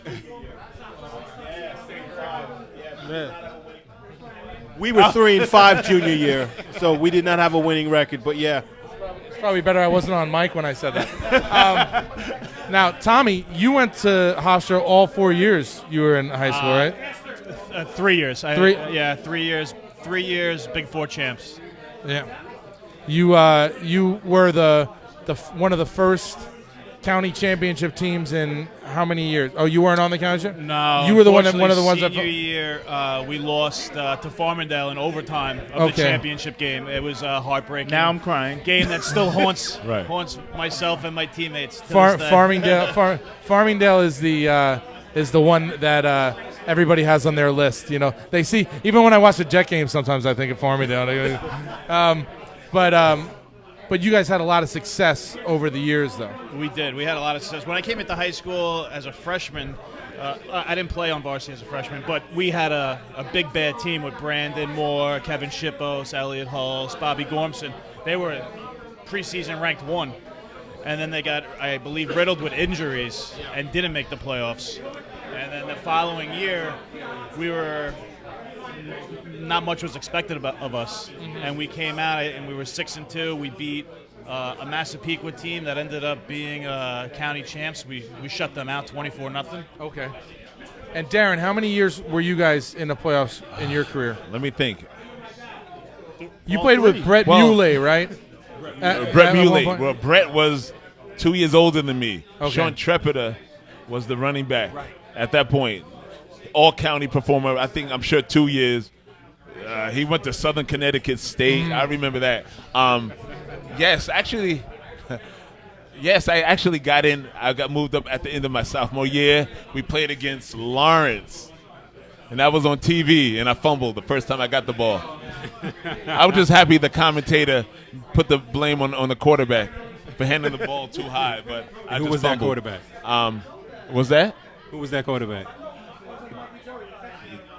I don't remember. Terry? So don't mention his name. I don't think it was Terry. It wasn't Terry Brown. It wasn't Terry Brown? No. Do you know? Wayne? I don't remember. Could it have been Wayne? It wasn't Steve Shippos. No. Was it Wayne? I forgot now. But, Baldwin was good. Baldwin was good back then. We went on I to think lose to Hempstead. I think our signature game was Long Beach. Now, yes, that's what I'm thinking about. Right. Now, Long Beach, right? Who played on Long Beach? Scotty Graham. Right. The most dominant runner I've seen in person. On Long Island. Scotty Graham. Ended up going to Ohio State, playing for the Jets, the Vikings, Minnesota, the Vikings. He's all right. Until you see him. Here we go. Hi, Scotty. How you doing today? Right. I just remember seeing him during basketball season. I see this big steroid-looking type of person. Right. I said, whoa, we got to wrestle this guy? That's who we played? Diesel, I'm like 180 barely. And he wrestled heavyweight. This is he like was the a New whole York nother- State heavyweight wrestling champion. At yeah. 230 pounds? He was like 5'7". Mike Corwin wrestled him. Yep. He was our left tackle and got white. I wish he was here so he could tell that story. Right, that would be good. And by the way, that the Corwin family donated $100 to the fund. Oh, very I want nice. to shout them out. I want to say thank you. Absolutely. And that during that Long Beach game, Darren got knocked out of the game. What, first quarter? It was right before the half, I think. And I went back in. But what happened is, I think the quarterback fumbled, and the ball rolled right to me, and I landed into the end zone. I got a fake touchdown. So, and we won 7-6. Right. It was in the Daily News. And I'm not How many sure games have what been our in the guys Daily are doing, News? but Long Island games. Right. Doesn't happen. We stopped Scotty Graham that day. I don't know how we did it. We had a bunch of tough guys. A lot of wrestlers on our squad, guys who just like to hit.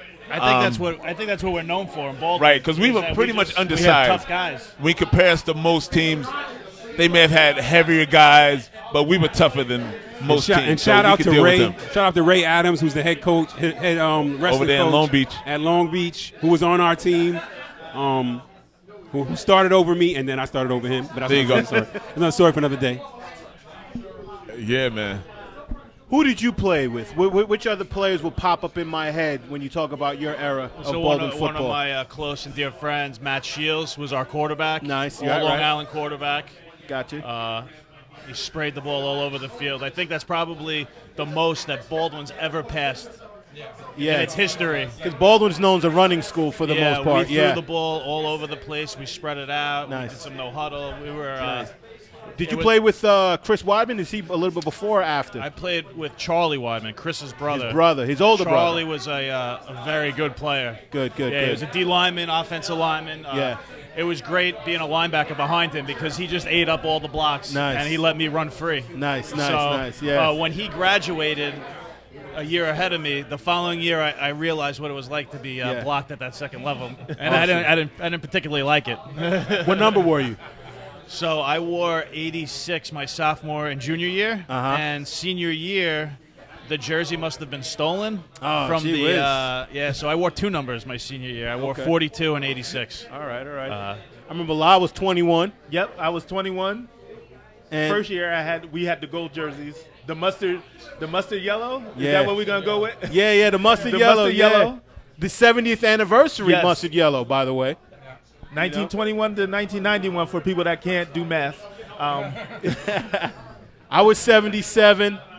You used to be 82, and then you switched to 55. So I was 82 sophomore year and junior year when I played tight end, and then I made the move to guard my senior year, and I had to pick whatever was left, and we only had the gold jerseys. We didn't have a home and away jersey. We had that type of swag where we said, this is the jersey we're wearing at your house. We don't care what you're wearing. This is what we wear. I always thought that was kind of a bold move. It was kind of like not a Coach Carroll thing to do, like to kind of outsway. Like he was always like, I'll do the nice thing. I'm very, very courteous with the other teams and stuff like that. And then we roll out there with this one color jersey, deal with it kind of thing. And I thought that was awesome. But it kind of matched our team persona too. But I was 55 on that jersey. I still have that jersey. Has little, I like to call them bullet holes, right by the shoulder pads where the work was done. A lot of shoulder tackling, no head tackling, right? We didn't do any of that back then. But Darren, what number were you? I had to have been 32. No, was that 44 or 32? I don't even remember. You were 32. I had to have been 32, right? We recently, my mom and I, saw a picture against East Meadow, first game of the season. And like we were talking about earlier, he was getting to the outside. Some guy on East Meadow was diving for him on the edge. And then you think when he was diving, he was going, woo, woo, woo, woo. You know that's the first. That is the first I ever heard of it. I don't even know because you weren't on the field. You weren't on the field. Darren would always have a big smile on his face and laugh, and that was part of it. It was like, got you. That's what it was. It's more fun being a fan sometimes. Right. That's hilarious. You can separate yourself from the game. Absolutely. And just be someone who cheers and wishes. But I guess I probably had. I had to have the video camera recording. Did you have the neck roll? Oh, he Back had the when neck I played, roll. definitely had the neck roll. He had the neck roll. If you're not that big, you want to look tough. The cowboy, look the part. The cowboy You gotta look the collars part. were very popular. Yes. Cowboy collars. Yeah, always. Let's not front though. We're going back to '86. It might have been some 16 millimeter. Yes, it was. I don't think we had no color. Roll, right? Neck roll. You got to pull out the film It was projector. real film. Yes. We'll cut it up with the razor blade and That's exactly what make we the had to highlight do. film that way. I mean, we were like the first VHS generation, really, where you had to get the 2 VCRs and press play on one and record on the other.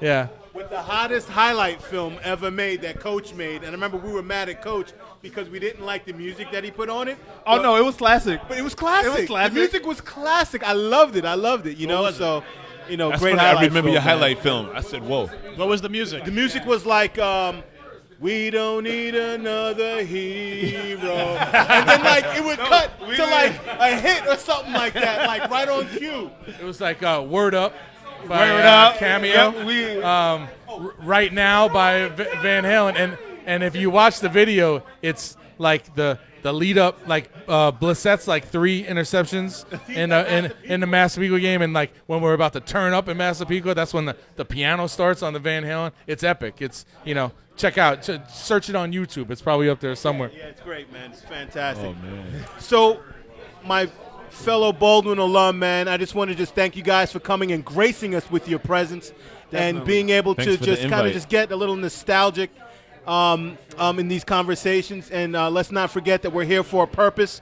We're here to broadcast and to donate and to support Baldwin football. So feel free to donate. Everyone else out there, donate. Alrighty, like I said, I'll put up the website later on in the program. And let's give a round of applause to our alum, guys. Yep. Thank you. So much.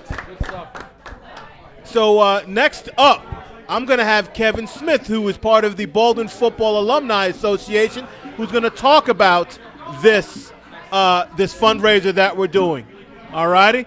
So it's a live show, man, so we're just going to transition him in. Check it out how we transition him in. Hey, Smitty! Smitty! You're in there like swimwear, Smitty. Is it 6-6? Yankees, Boston, in London, in the second inning? Crazy.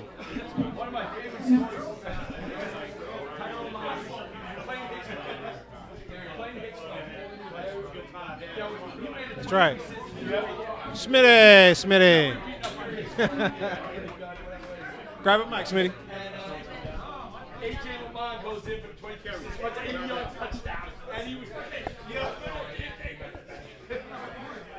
Smitty, we'll talk a little bit about the Baldwin Bruin Alumni Association. Absolutely, man. So first of all, thank you guys for being here. BKBK, big fan, big support.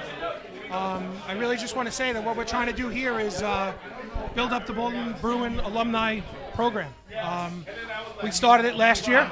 We had our first alumni game, which was a huge success. Got some of the boys together, and now we're really just looking to grow the program and really raise funds.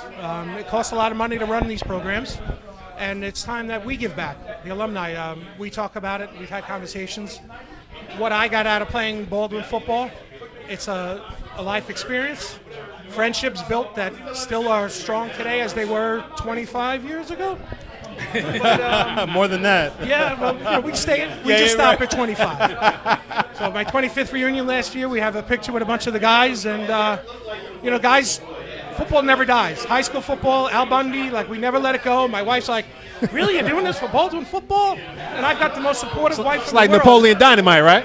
Yeah, and it's like, and she's a Baldwin Bruin, so she gets it. Yeah, so it's just about building the program and really supporting them. And what we're trying to do is really start to raise funds for like an alumni association. We want to build to where each year maybe we're issuing a scholarship, and no dollar amount yet, but build it up as much as we can, that every year we're giving a senior a scholarship so that they can go forward and just remember their times in Baldwin because of everything we all got out of it. Okay. Talk about your high school football experience. Well, I can't follow Lyle Harrison, who can tell you scores, times, and things that happen. But it's crazy. I was sitting over there and I was telling him, like, I remember that game. Right. We won, but I couldn't tell you what the score was. But just a few memories that I'm very active in the team now, still today. I don't miss too many games. As the chief of the fire department, I was kind of involved on the sidelines. That was my free pass. Thanks, Frank. Okay. But it's really just being with the guys, the camaraderie, camp. Carrillo falling through the house that one day up in camp. Right. Remember, Camp Colang. Maybe there was a cannon that was taken from another, team's marching Yeah, and we had to band. give it back. Allegedly. Hey, Kyle, let's let our former teammate Peter Olaco squeeze in right next there to your left, if you wouldn't mind. Number 65, Peter Locke. Number 65, nose tackle, Peter Olaco. Come in here, Pete. Smitty and I are also alumni of another post-Baldwin football group the Bar Heels, which was our flag football team. I think you played flag football for a lot longer than me, but I was a good 6 years in there, 4 or 5 years. Used to come in from New York City and just play on Sundays. Wow. We get after it a little bit on Saturday nights too. Practice for the next day. It was a little bit different than practice that we usually had for football. Pete was on that team too. Peter Alaco, number 65. We used to have a fanny pack with all the plays in it. Funny. We would pull out the plays in the huddle. It was a good time. But yeah, I mean, I remember my experience playing high school football. Every single one of them has, besides you guys who, we played with, Pete and Kevin are a part of that, and a lot of other people like Steve Saventoritis and guys like that. John Toscano, who's working with us today. Big time experience. Like, what do you see different, Kevin, between the guys now and when we played? What's the big differences or similarities that you see with the current teams? I think I want to say it kind of reminds you like when you were a kid. It was like when I was a kid, we did it this way. I feel like back when we played, there was a lot more camaraderie. The team was more of a united group. We did those parades. Sure. We might have stopped over and seen some people over in Freeport and did things we shouldn't have done. But Maybe. Allegedly. But whatever we did, we always did as a team. Whether it was a Friday night, Saturday night after a win, we put the roller skates away. Yep. But it was very team-oriented. Working out in the summer, camps, like everything was a team, and like we lived and died football. Sometimes in today's group where they're so talented, and like I said, I've seen them from the time I graduated till today. There are some really, really talented kids, but I just don't feel like they get it as a whole, how important it is, high school football, and the relationships and friendships that you forge on that team. They're lifelong relationships, and I don't know if I'm getting old and I feel that way, but I feel like that's something that's missing a little bit, like how do we put it all together and make things great, I think also like the roles, like I think that a lot of kids these days, they have so many choices of things they can do, as far as, whether it's video games or other sports or whatever, they're kind of overwhelmed with the choices, but we kind of embrace roles, especially the good teams, and it wasn't about like whether you were starter or not. Like, me and Pete, we were left guards. John was a left guard. We all manned that position together, and when one couldn't go, another was going to go. And Pete, we talk about this all the time. Pete and I, we lined up against each other every day in 1991, every day, and he made me such a better player than I ever would have been if it wasn't him that was lining up. Let me tell you something about Peter Alaco. You see that beautiful smile he's got? And he really does have a great smile. The guy was an angry football player. He was a grumpy old man as a football player, right? No, not grumpy, angry. Angry, wow. Okay. Angry. All right. You know what I mean? And I remember I graduated, and I played nose tackle. Now, Pete was the starting nose tackle on the team, and I was watching him. And he's like taking care of business at the point of attack, taking care of both gaps, both A's. But then I'm like, Pete, you're beating this guy up. Like, don't fight with him. Just release and, like, go make the play. You know what I mean? Because he would, like, try to destroy the guy, and I felt like I saw, you see the destruction. You see the evidence of it, but now release and go make the play. It's like, all right, you've already proven that. Now go and make the play. So I remember, in less words, saying that to you. I don't know if you remember that, but that's what I noticed, because you were throwing this one dude around like a rag doll, like every play. But then I was like, but he's not like disengaging and like smashing, the ball carrier. And I was like, beat him up, disengage, make the play. So I remember that. And I was like, this guy, Alaco's Mr. Smiley guy, but he's beating this guy up, It's cheaper than therapy. It's cheaper than therapy. That's funny. I had a great time with you guys, and it's more that it was on the field, off the field, and maybe to kind of go a little further than what Smitty was saying before, like we were like a family. Yeah. It didn't matter where we came from, didn't matter what our backgrounds were, what our households were like. when we were in the halls, like during school, when we were in practice, when we were before the game, after the game, especially during the game, we were family. Yeah, we were. We were family. We had each other's back. It was great. I was talking to Lyle Harrison before about it too, and I remember my senior year we played Long Beach, one of our first home games of the season. Lyle, caught a short pass over the middle, and Long Beach's linebacker stepped on his back after he tackled him.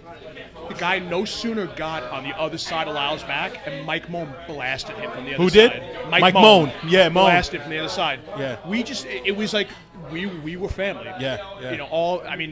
Obviously camp, all the laughs that we had. Oh, yeah. The stories from camp. And those are things, that was family. That was bonding. Yeah. That was a bond that we had then that can't be broke. That's why 25 years later, here we are. Exactly. And everything, it's fresh as like it was yesterday, and you can still get the greatest laugh and the greatest smile because it was a family back then. And you know what?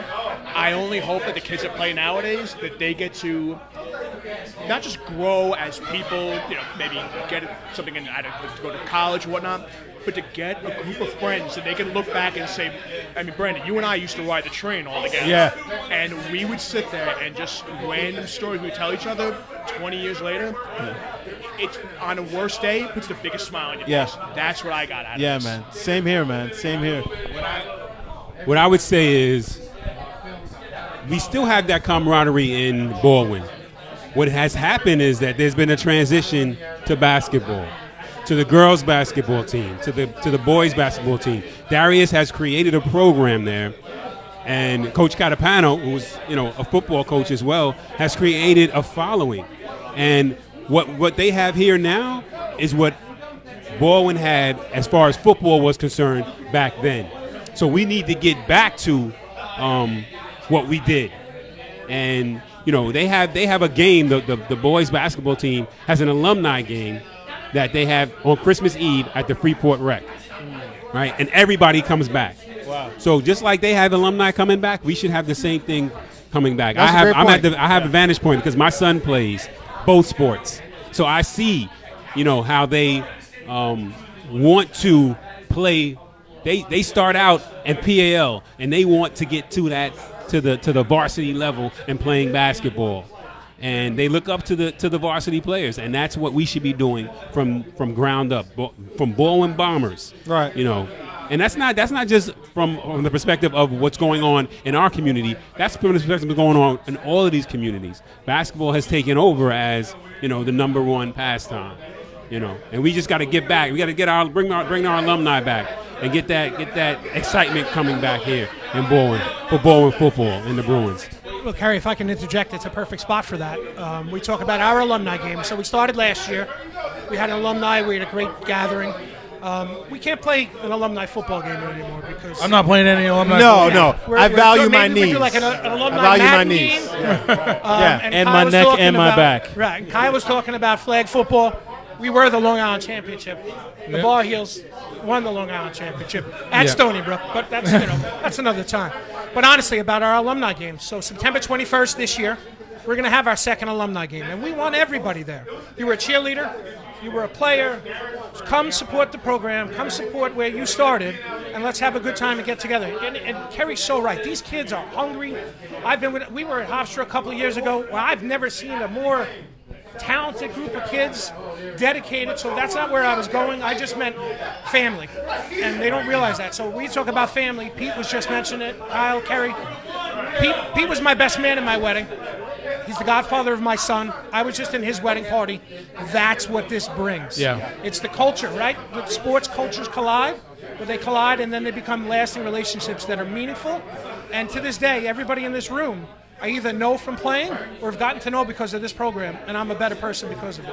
And the kids get the same thing out of it now. It's just a matter of, are they there in the first place to experience it, or are they somewhere else? We got to keep them. We got to keep them close. We got to keep them involved and engaged because, let's face it, it's easier to go and play basketball. It's a lot harder to get out of bed, put on the football equipment, and get out there on the field. And that's no disrespect to basketball. It's just a matter. It's just a matter of like the intention and the purpose that you have to play football. It's not for everybody. But at the same time, if you do choose to be in that experience, you're going to get those same things that we got out of it at the end. I see it with the high school kids that I coach. They, every single kid, when it comes to their last game, they're not ready for it. Like it's almost like they hit a wall where they had no idea the emotion they were going to feel when they find out there is no more football left. This is it. This is it. Like that, For us, it was on the field at Farmingdale, which was like a really, like, the most emotional way that we probably could have done it. Sure. The other good thing is we didn't end that game. There's still 2 minutes and 37 seconds on the clock. Seriously. We didn't end the game. We definitely ended our careers. So, our high school As well careers. as Coach Irving's. Yeah, as well as Coach Irving's. Well, I'll tell you what brings people together, like what we were just talking about, food and drink. Yeah. So, guys, come on down. We're still here at the Irish Pub in Baldwin on Merrick. So please come on down and come and enjoy. Support the fundraiser for Baldwin football. And let's give a hand to these gentlemen, these alum, Kevin Smith, who organized the fundraiser. So God bless you guys. Love all you guys, all righty? My man, my brother, my man. You're the best, guys. Thank you very much. BKBK. BKBK is what it is. We do need a little Saffarelli and Smitty Redskin corner at some point, just saying. Saffarelli and Redskin corner, yeah. The next time we play the Redskins, see you later, we are Redskins. bringing We're all both you about on the there. Jets. See And you let me later. just note that Saffarelli, so I peeped the picture of Saffarelli at Yankee Stadium. He has his Hofstra sweatshirt with the 89 on it, still in working condition. Like that's the difference between the champion sweatshirt of 1991, 1992, and the champion sweatshirt of now. So he should do some push-ups so we can fill it out. I saw that. You gonna? Saf, I had to get you, Saf. I had to get you because Saf, he's always trying to get me. I got you, baby. He said he's gonna dunk on you over at Campbell's. Meet you at the Campbell house. Meet me at the Campbell's. Meet me at the Campbell's. That hoop's still there? We didn't drive past that that it's not yesterday. there anymore. It's not there anymore. By the way, Brandon, you and I, we need to apologize to Scott Hershkovitz for taking his bunk out of the out of the bunk and then leaving it in the middle of Camp Colang. Allegedly. Well, no, the allegedly was that the cannon disappeared from Lehigh's marching band. Well, don't That's say that allegedly. around Coach. Coach is right behind That's you. allegedly. Somebody whose last name starts with SOF stole that Lehigh cannon. Wow. Allegedly. And then Coach was like, you guys better, I don't want to know who it is, but it better find its place back to where it was. Yeah. Hey, yeah, I don't know. Hey, Coach, have a seat, Coach. Yeah. Pretty Pretty old, yeah. Let me get my current Baldwin football player, Aaron, in there like swimwear. Yeah, why don't you smile? Smile. I don't know why he don't use it. Show some teeth. There you go. Good. So, guys, alrighty. So, This is family we got on the show this right is fam now. right here, man. We just transitioned from coaches to alum to fundraising talks, and now we're going to talk about the 2019 season of the Baldwin Bruins, and we have a current player, alrighty, in Aaron Taylor, alrighty. What up, Impact nephew? player, Impact player, and he happens to be the son of our co-host Kerry Taylor and the nephew of our co-host Brian Taylor, and you know, you want to call me Uncle Brandon? And nah, not really. Yeah, Uncle B. You know, Uncle B. You know what I mean? And you can call me Uncle Steve. Yeah. Uncle Steve. Hey, let's walk this down. Just give Coach a mic. Aaron, you take a mic. You guys, there we go. So, Coach, you can help lead us in talking about the 2019 season and what's on the current player's mind, in your opinion. Well, right now, the good thing was I saw Trevor Watts the other day, and he said to me, everyone's asking us when football is starting for the summer workouts. So just for all you people that are listening right now, it's July 8th at 4 o'clock in the weight room, which was a good sign that everyone's wanting to get back to the weight room. We went as far as we could, and then once the test started, we let them all do what they had to do. we had a good core of weight room guys. We are a little light on linemen, figuratively and literally. So that's going to be our cross to bear this year. But as Kyle says, everyone's looking for linemen this time of the year, so we'll look at go. Skill guys, we have a lot of skilled players. We have receivers, we have running backs. Our question right now, and Aaron will share that with you also, is our quarterback situation. Now we have a young man who was there last year, Ronnie, who is working at the spot. We have 2 JV guys that are coming up, but one has been hurt, and one, I don't know whether he's even playing football this year. So that's our biggest question mark right now is the quarterback spot. So, Got you. So, Aaron, is what Coach alluding to, are you potentially going for the quarterback position? Are you still going to play wide receiver? I'll probably stick to wide receiver. You're probably going to stick to wide receiver? I have a quarterback in mind that I have a little friend that might be coming. Okay. All righty. What receivers are the guys that you like the most, that you pattern your game after? Which receivers would you say you like the most that you would pattern your game after? Yeah. Michael Thomas from the Saints. It's a pretty good choice. Odell. How so? What would you say about Michael Thomas's game? He has good hands. He gets off the line quick. Very quick guy. That's awesome. Nice. You think you got the hands like him too? Yeah. He's sure. like he's about to make a lot of money, I think. For sure. Michael Thomas. What number are you, Aaron? 13. 13? That's not bad. You know what? Back when we were playing, we did a lot of double digits, but it's not even that new anymore. But I definitely respect like the lower numbers and the single digits on some of these players. So, like for instance, Saffarelli wore 89. No, I'm sorry, he wore 83. He wore 83 in high school. But now the kids are wearing, like you said, like 13 or whatever.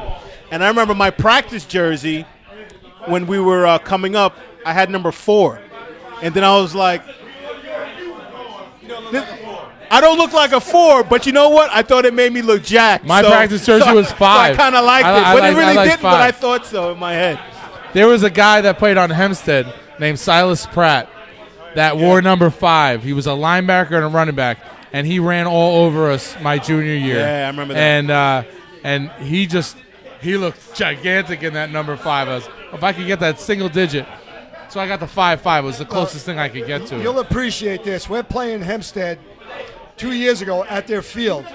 So I figured I'm going to get him out of his game. Before the game, he's warming up with his kids, and I walked right down in front of the huddle. I said, Silas, do you remember the day that you scored 3 touchdowns on us in about 29 seconds? And all the kids looked at him. And I'm laughing because I'm saying, no, guys, this guy scored 3 touchdowns on us in 29 seconds. Yeah. It was the most bizarre thing. I think, not to bring up Terry Reardon in a bad way, but didn't he strip the ball or something? I think it was an interception, a long touchdown run, and then maybe a strip fumble. Right. And that wasn't even his total touchdown. He scored 5 for the game. Right. But in 29 seconds, like you said. It was like the most bizarre thing. It was like Reggie Miller. He was trying to be very modest, and I'm trying to get his head out of the game. Yeah. He doesn't realize, listen, it was my team that you did this against. I could care less, but I'm figuring if I can get his head into something else, little gamesmanship before the game. I'll tell you what, that game right there allowed him to finally become a starting linebacker at Wisconsin and play in the bowl game. Yeah. People watching that tape, they were like, oh, wow. Because my biggest gripe with college football is that a lot of them bypass Long Island. Well, at least they used to. I'm assuming that they've gotten better now. But one of the schools that would look at Long Island was Wisconsin. Yeah. So I've always liked and respected Wisconsin. If the player was at that caliber, they'll take a look at you. But I felt like a lot of the times they would just bypass Long Island as far as football is concerned and just stop themselves at Jersey. It's like, what, are you kidding me? Yeah, Yeah. Coach, who are the impact players that you think this year will have a significant impact on your team as leaders, as position players, as motivational guys? Well, right off the bat, believe it or not, we'll talk about the skill guys, but our 2 linemen, Braden and Trevor, we need them to really come Step through. up, right. Now, you were at our Massapequa game last year. Yeah. We were running Wildcat. Right. We needed to get that linebacker. Right. If we would have pinned him 1 or 2 times, Eric did a great job. Yeah. But, it was like if we would have got him 1 or 2 times. So I need those guys to step up. And the reason being, if they step up, the other guys will follow. Yeah. Those are the 2 big Right. ones. As far as receivers go, we got a core of young guys that Right. are coming into their own. And here's the bottom line, and you guys witnessed it. If we can complete the pass, we throw the pass. If we don't complete the pass, guess what? We're going to line up in a power eye, and we're going after people. Yeah. Because everyone used to yell at me. I remember, so getting back to that, yes. So the receivers, and then obviously Trey has a year underneath his belt. Right. Now Trey's what, 6'2", 220? Easily. Trey is a legit big-time prospect. Right. If Trey wants to be, Trey could pick his school. I'm just hoping he turns the corner. Right. He was great for us last year. Right, yeah, absolutely. But now we're going to be leaning on him. Right. I got a comment last year, and you guys probably talk about this all the time. Everyone goes to me, you leaned too much on Eric last year. I said, well, I had to. I said, if other guys would step up and do what he was doing, I don't have to lean on one guy. Right. I go, do you think I want to lean on one guy? When you guys played, we never had to pick one guy. Everybody stepped up. Here, perfect example, not to change. Didier played special teams. Yep. All right? There was no complaints, but I didn't have to have you on the special teams. Right. I had to have these guys out there 2 years earlier. John DeBeek never walked off the field. Never. People go, you're leaning on him. I go, I'm leaning on him. I got 18 guys that can Right. play. That's why we need more this year. We have a player on your team came to me the other day and says, Coach, what are you going to do about this? I'm here. I open up the weight room. I'm here my brother's there all winter. Right. I can only open up things. The players got to get the guys Right. out. They gotta step And up. let's face it, there's probably a dozen kids walking the halls right now that didn't play last year that would help us get into the playoffs. Right. And I think defensively, we're a little bit ahead of our offense. Okay? Absolutely. That's what I feel. Right. Now, we will know in a week, starting on July 8th, Right. where we're at. Right. Just by how everyone's working. We'll know that right away. So, we got a little bit of an enigma on special teams, as always. We're looking for a punter. We're looking for a kicker. The snapper, who's snapping? Braden snaps. And that's a good thing. If we get a long snapper right off the bat. So that's where we're at. And then as Coach Carroll said, if they can get the schemes, we can throw as much at them. I remember there was a lot of dinners you came and said, Coach, your D-backs. I go, yeah. Why they always playing press coverage when it's not necessary? I know. Right. I laugh because I'm like, you know what? From your lips to God's ears. Right. And I'm sitting there going, if you only see how much we do with them, well, you guys Right. played in the system. Yep. But when they get out there, we had a guy 2 years ago, we told him, don't press the number one receiver in the state of New York. Wow. Right. Remember the game. And he Remember the pressed him, game. And they threw a touchdown. Right to him. And I looked at him, and you know how many people said to me, what's wrong with you? Right. What do you mean what's wrong with me? Why would you have him press? I said, I don't know what I'm doing. Right. That's what that means. I'm not going to throw the kid under the bus. Right. But reality is, listen, analytics and everything, we're not going to press the number one, at least unless we doubled them. Right. We weren't doubling them that night. No. Right. So, you didn't have over-the-top coverage. No. Sometimes our players overdo what we're trying to do. So, Aaron, do you guys still do the breakfast? Like on the game day mornings, does like a parent host the breakfast and all the team come? No, we do like team dinners like before the game day. So like practice will be finished and then we go to team dinners after practice. So it'd be like a Friday night type of deal. We used to have when we played, the breakfast was the big thing. The dinner we kind of did on our own. We came back and we did like a thing in the little theater where we'd have our tests and our quizzes and stuff like that and our game plan stuff. But the breakfast, you jockey for that. Like you wanted a good game to have the breakfast at the house, and the parents would they'd be like, well, I want. Hey, Kyle. I want the Hempstead game. They want to pick a certain game. Yeah. Our year, who had the best breakfast? I'm just trying to think what's the most memorable. Who had the best food? I'm thinking one in mind right now. Our year, who had the breakfast? I know I had one. You had one. My Uncle Sonny cooked steaks. Like that was back when steak and eggs was like considered a good pregame meal. Yours was up there for me, and Steve Sebastian's house right down the block. I just remember, I was like, man, this is good. It was a good breakfast. Yeah, I ate well at McKenna's. I can definitely say that. I still have it in my mind, this whole living room, everything that was laid out. The breakfast was dope. Yeah. We used to eat. We used to go out to lunch, like to Taco Bell and stuff like that. And we had some Thursday games because of Jewish holidays back when we played.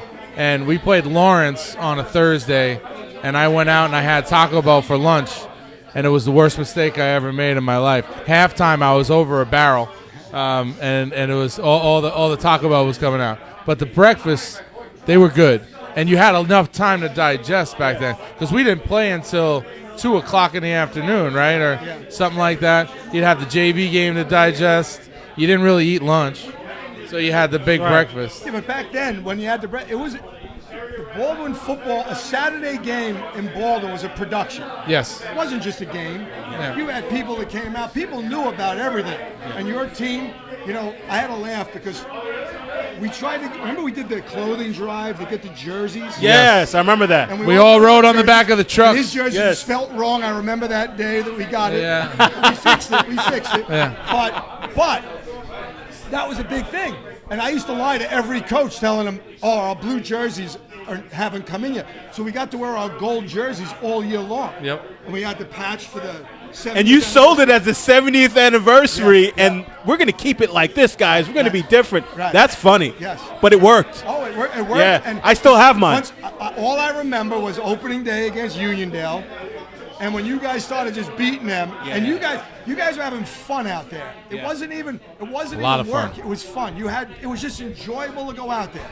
But we started a tradition with buying the jerseys. Do you know, since that point, everyone tries to match that, and no one's come close. Wow. And I mean, we've had some nice jerseys, but what I liked about it, we did it as a team. We went out, we raised the money with a fundraiser. We bought the jerseys, had them for every game, including the playoff game. It was an exciting thing. But getting back to the breakfast, that was an event. A Saturday game was an event. It encompassed your whole day, and then you had the parade at the end of the night. Yeah. We only lost once in the regular season. Right. I think we still had parade that night anyway, but it was part of the thing. So it what we started did? at 8. When we lost that game, we had the dinner in the cafeteria at the high school. Eugene's mother, Right. I think, and another mother, might have been Tehran's mother. I think they came together and they made a dinner for us. So we didn't go out parading that day, but that was the only time we didn't. Right. But we had some really good food that night. I remember that. But the breakfast was great. It's a tradition. I don't know if we could bring it into what we have this year. I'd have no problems with it, but our biggest problem is kids just getting up in the morning. Yeah. Okay, we're going to have breakfast. No one missed a breakfast, right? Everyone was there. No one missed the breakfast. Everyone missed the Everyone breakfast. was at their breakfast, and that was a big part. Like I said, you started your day off. You always went to wherever at the breakfast, and then you knew, all right, you're going to the JV game. All right, now we'll be at the high school. Some guys will start stretching. Some guys will get the footballs out. But like I said, it was an event. And when it was home, it was even a bigger deal. Because remember the day. I'll always remember the day we beat Freeport, and John Bonafide getting that 48 toss sweep pass. Yep. And he's catching it, and he's bobbling like, oh, please don't drop this. And about the 5-yard line, he finally pulled it in, and he scored. Yep. So that was, I remember big that stuff. very well. So we're going to wrap things up. But before we wrap things up, Aaron, I just want to hear from you. You've turned into your own young man, and I just want to find out what this year means to you and what this year in football, in Baldwin football particularly, how are you looking at it, and what will it mean to you? You're about to be a senior. It's my last year, so I just have to soak it all in, try to get my team to as far as we could go, make playoffs, and just do us. And make sure you enjoy the process, too. Enjoy it. Honestly, every one of us, including the coaching staff, they've enjoyed it. If we didn't enjoy it, we wouldn't be here right now. Yeah. So, you know what? You get there, you're serious, you're focused, and also do something like this every now and then. You know what I mean? Like, really enjoy it, man. It's a blessing. It really, really is, you know? Thank you. Yeah, brother, you got it. So, guys, that is it for us. This is our first on-location BKBK podcast, and I think, honestly, it was a successful one. Thank you for watching the BKBK podcast on location. Thank you, the Irish Pub in Baldwin, for having us and for housing us. Thank you, Baldwin Football. Thank you, Baldwin Football Alumni Association. Thank you, Kevin Smith. Thank you, Baldwin Bruins 2019 football team. And thank you, Coach Steve Carroll. Thank you, Coach Rich Carroll. Thank you, Coach Don Clemens, who didn't want to be on. All right? Coach Frank Esposito, thank you so much, and God bless you as well. And the whole coaching staff. Lastly, thank you to the Village of Baldwin for allowing us to grow up in a great community and an environment which motivated us to celebrate our experiences here.